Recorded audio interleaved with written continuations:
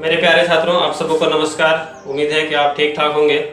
आप लोगों का स्वागत है फाइन लर्निंग ट्यूशन सेंटर के इस एजुकेशनल प्लेटफॉर्म पे। आज हम लोग कक्षा 9वीं के नागरिक शास्त्र का पहला अध्याय लोकतंत्र क्या और लोकतंत्र क्यों, इसके बारे में अध्ययन करेंगे। इस अध्याय में मुख्यतः हम लोग 3 महत्वपूर्ण बिंदुओं पर चर्चा करेंगे। वो पहला बिंदु है लोकतंत्र क्या है, उनका अर्थ और परिभाषा। दूसरा हम लोग देखेंगे लोकतंत्र के प्रमुख गुण, कुछ देशों के उदाहरण के साथ, कुछ देश के उदाहरण भी इसमें हम लोग साथ में पढ़ेंगे और लोकतंत्र के गुण के बारे में समझेंगे। और तीसरा महत्वपूर्ण बिंदु जो है वो है लोकतंत्र क्यों। सच कहा जाए तो आज के आधुनिक विश्व में लगभग सभी देश अपने आप को लोकतांत्रिक देश कहती है, परंतु ऐसा नहीं है। इंडोनेशिया की जैस्मिन क्रांति, लीबिया की क्रांति, कुवैत की क्रांति, सीरिया, जॉर्डन, अफ्रीका की रंग भेद नीति वाली क्रांति और पिछले दशक जो नेपाल में जो क्रांति हुई, कुछ आंदोलन हुए और राजशाही को हटा करके लोकतांत्रिक व्यवस्था को अपनाने के लिए। तो ये सारे आंदोलन जो पिछले दशक में हुए हैं और आज भी पूर्ण लोकतांत्रिक देश की स्थापना के लिए कई प्रकार के आंदोलन हो रहे हैं। कई देशों में अभी भी आंदोलन हो रहे हैं। सच कहा जाए तो भारत भी एक पूर्ण लोकतांत्रिक देश नहीं है, इसमें भी कई कमियां हैं जिस कमियों को सुधारने की आवश्यकता है। तो आखिर क्या है लोकतांत्रिक व्यवस्था, क्यों लोकतांत्रिक व्यवस्था को प्राप्त करने के लिए, लोकतांत्रिक व्यवस्था की स्थापना करने के लिए इतनी कौतूहल मची हुई है। तो आइए हम लोग सबसे पहले समझते हैं कि लोकतांत्रिक देश क्या होता है, यानी लोकतंत्र की परिभाषा क्या है, उसकी अर्थ क्या है। सबसे पहले हम लोग इस महत्वपूर्ण बिंदु पर चर्चा करेंगे। तो आइए सबसे पहले हम लोग लोकतंत्र का अर्थ समझते हैं। लोकतंत्र का अंग्रेजी रूपांतरण डेमोक्रेसी होता है। डेमोक्रेसी शब्द का उद्भव ग्रीक भाषा से हुआ है, जिसमें डेमो का अर्थ जनता और क्रेसी का अर्थ शासन होता है, अर्थात जनता का शासन। सचमुच लोकतंत्र में जनता ही किंग मेकर होता है। लोकतंत्र का सटीक अर्थ अमेरिकी राष्ट्रपति अब्राहम लिंकन ने दिया।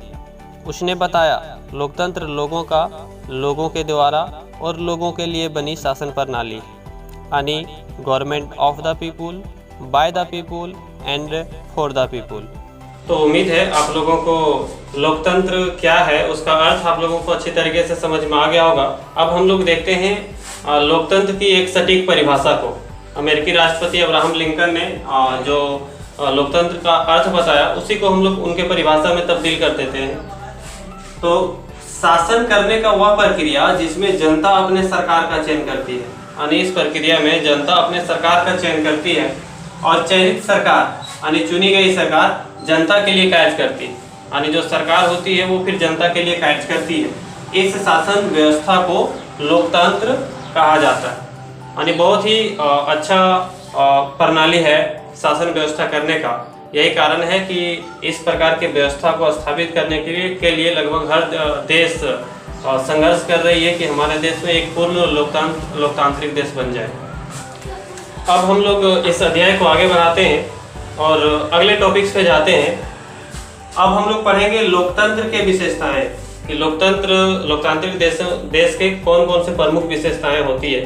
तो पहली विशेषता उनका है कि प्रमुख फैसले निर्वाचित नेताओं के हाथ, यानी देश के, राज्य के जो प्रमुख फैसले हैं उस फैसले को लेने का अधिकार किसको होती है, जनता को नहीं बल्कि निर्वाचित नेताओं को। क्योंकि देखिए लोकतांत्रिक देश भी 2 प्रकार से होते हैं। एक पहला वह देश हुआ जिसपे प्रत्यक्ष रूप से चुनाव होता है, जिसको हम लोग डायरेक्ट डेमोक्रेसी कहते हैं, प्रत्यक्ष लोकतंत्र। और दूसरा होता है अप्रत्यक्ष लोकतंत्र। तो प्रत्यक्ष लोकतंत्र उन देशों में पाया जाता है जिनकी एरिया छोटा होता है, जिनका क्षेत्रफल छोटा है, जिनकी जनसंख्या छोटी है।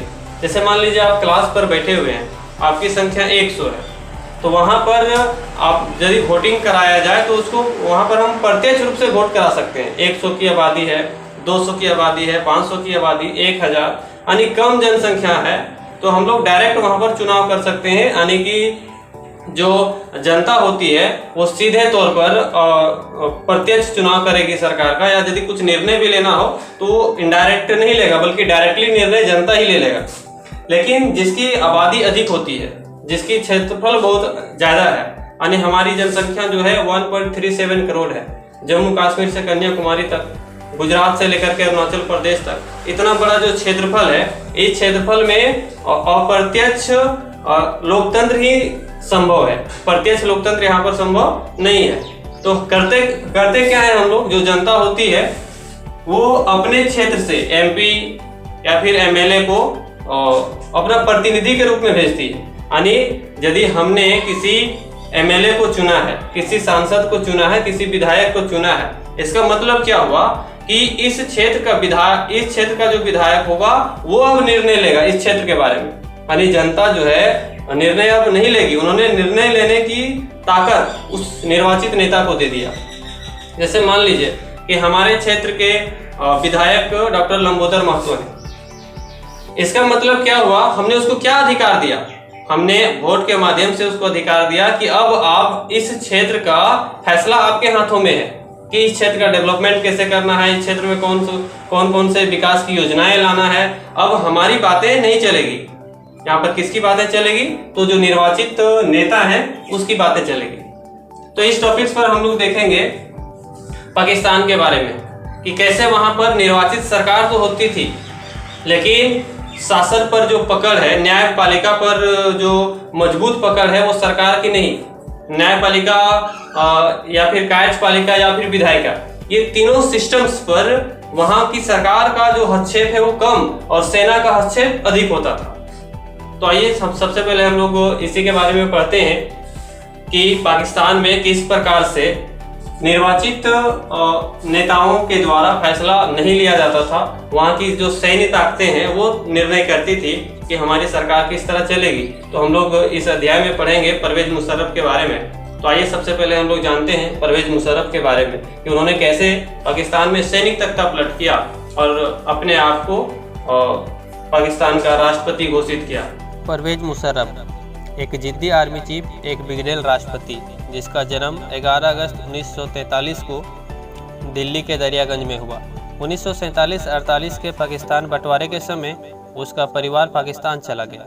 जून 1961 में वह सेना में शामिल हुआ।